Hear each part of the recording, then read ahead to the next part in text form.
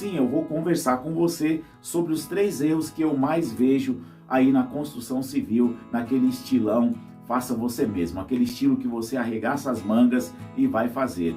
Mas se você está aqui no vídeo de hoje, você vai aprender comigo, sou arquiteto, trabalho no meu dia a dia com a construção de casas, resistências, fiscalização de obras grandes que não são residenciais, que é a maior parte do que eu faço, a maior parte do meu trabalho é trabalhar com obras e construções e reformas de porte maior, mas também trabalho com construção civil de pequenas construções, de construções residenciais, e eu vejo muitos erros por aí e separei 3 erros mais comuns na montagem de laje. Então, se você chegou até aqui porque você quer fazer a sua laje, você quer fazer a sua construção e quer dicas de um arquiteto, você está no lugar certo e eu vou te convidar, se ainda não é inscrito, a se inscrever e ativar o sininho para não perder um vídeo como este, um vídeo sensacional, e você está aqui para aprender um pouco mais. O erro mais comum que eu vejo é a pessoa achar que a lajota é estrutural. Sabe aquela lajota cerâmica, aquela lajota de isopor? Ela não tem a função estrutural lá na sua laje. A função dela não é estrutural. A função dela não é distribuir as cargas. Ou seja, tanto faz você ter uma lajota em isopor, em EPS, ou você ter uma lajota cerâmica. O que vai influenciar essa lajota aí na sua laje? Apenas na hora de você fazer o chapisco, de você fazer o reboco na sua laje. No caso da lajota cerâmica, quando você começa a fazer o seu chapisco, que é lançar aquela pré-camada de cimento, para depois dessa pré-camada de cimento aplicar o reboco liso ou aplicar o gesso, é que no caso da cerâmica ela absorve melhor, o concreto vai ter uma pega melhor ali naquela lajota de cerâmica, que não vai acontecer na lajota de EPS, na lajota de isopor.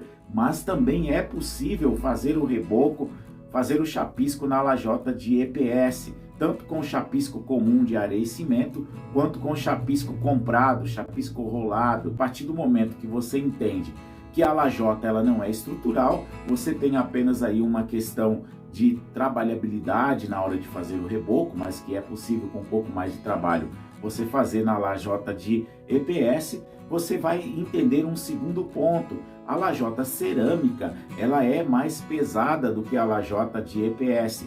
Ou seja, se você tem uma lajota cerâmica, ela vai trazer mais carga para a sua laje. Neste ponto, você tem razão quando você fala assim, eu vou fazer na lajota de EPS para diminuir o peso da minha laje. Sim, então tá legal. Você está pensando legal neste ponto de usar a lajota de EPS, então eu te recomendo. O segundo erro que eu vejo muita gente cometer é a capa de concreto. Sabe, você faz a sua laje, a laje ela é composta pelas lajotas, ela é composta por aquela vigota hoje já vem com uma parte dela concretada, e você monta, faz a sua montagem, quando você enche de concreto ali vira uma pequena viga. Então a laje é formada por pequenas vigas. Sobre esta pequena viga ela é emendada entre uma e outra com uma capa de concreto. Aquela capa de concreto ela tem uma espessura mínima, que são 4 centímetros. Por norma, 4 centímetros deve ser sempre o mínimo aí de uma capa de concreto para uma laje. Quando ela tem mais que 20 centímetros, essa capa de concreto vai aumentar para 5 centímetros no mínimo. Daí para mais, o seu engenheiro vai calcular da forma correta. O que eu vejo muita gente errando nesta hora não é nem colocar uma capa mínima de concreto. Já vi também, mas o erro maior que eu vejo em maior quantidade é as pessoas colocar uma capa de concreto muito alta. Coloca 6, 7 centímetros de concreto. Isso é perigoso, principalmente quando você trabalha com a laje H8.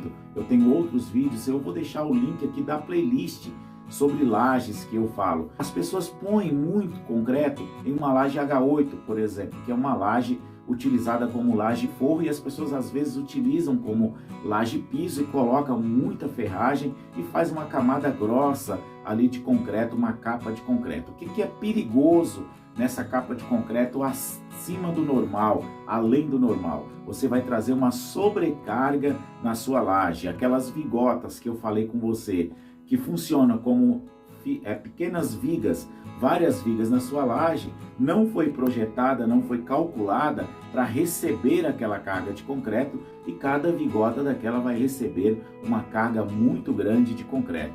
Lembra que eu falei sobre a ferragem, que é aquela ferragem da vigota, a ferragem inferior é a ferragem que recebe as cargas para trazer a força de tração ali na sua laje, e que a parte de cima recebe a força de compressão. Eu falei isso em um outro vídeo que eu vou deixar o link aqui na descrição. Mas como que funciona essa tração e esta compressão? Você tem a sua laje. Quando acontece de ter uma sobrecarga sobre a sua laje, essa sua laje ela pode selar.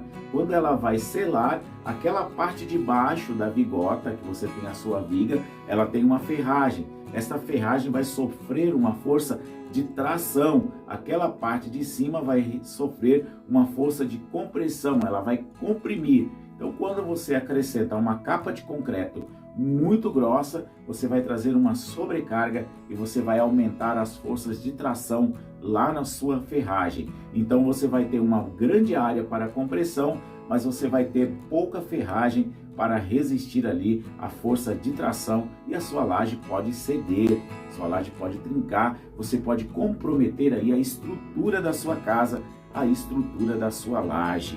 E o terceiro erro que muita gente comete, que eu vejo muitas pessoas cometerem, é a armadura de distribuição. Ed, o que é isso? A armadura de distribuição. De forma simples, você vai entender quando eu falar agora. Sabe aquela tela pop que você coloca sobre a sua laje? Aquela tela pop é uma armadura de distribuição. E eu vejo muito erro assim. As pessoas falam assim para mim: Ed, eu reforcei a minha laje. Eu coloquei uma ferragem sobre a minha laje, eu coloquei uns ferros 3/8, isso se chama armadura negativa. Eu coloquei tela pop. Essa armadura de distribuição, ela tem uma função, que é diminuir os deslocamentos do elemento, ou seja, ela serve para conter ali os esforços nas vigotas, ela não tem uma função de reforço estrutural. O que você tem que pensar na sua laje?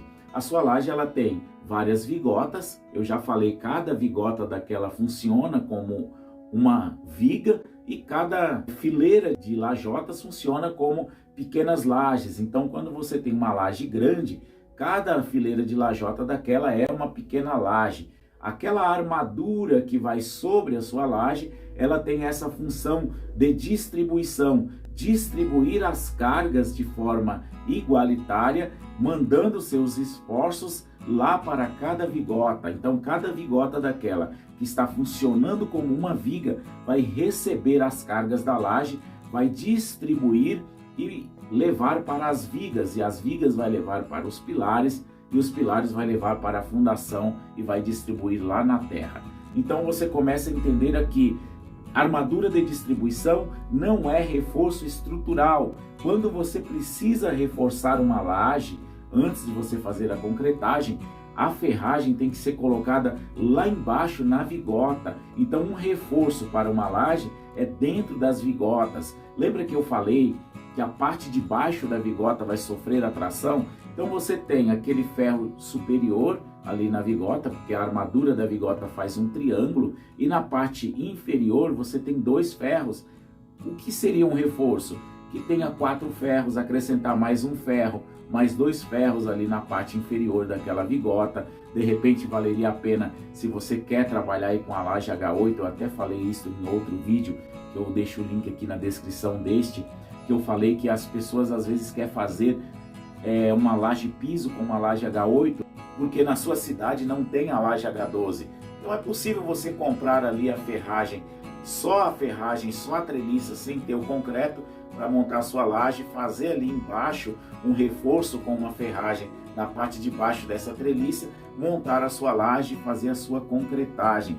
Vai dar mais trabalho, às vezes vale mais a pena você encomendar uma laje H12, uma laje H16, de acordo com o cálculo estrutural aí da sua laje, lá em uma outra cidade, pagar o frete para trazer para você e você fazer a sua laje de uma forma correta, que é utilizando aí a laje H12 ou a laje H16, H20, H24, vai depender muito de como foi o cálculo aí da necessidade do vão livre da sua laje. Então, galera, este foi o vídeo de hoje, no qual eu falei sobre 3 erros mais comuns em lajes treliçadas que eu vejo no meu dia a dia. Se você gostou do vídeo de hoje, já compartilha aí para o seu amigo, para a sua amiga que precisa ver este vídeo, que vai construir, que vai reformar, que vai fazer uma ampliação na casa. Vem comigo, Ed Vieira, falando de cidade.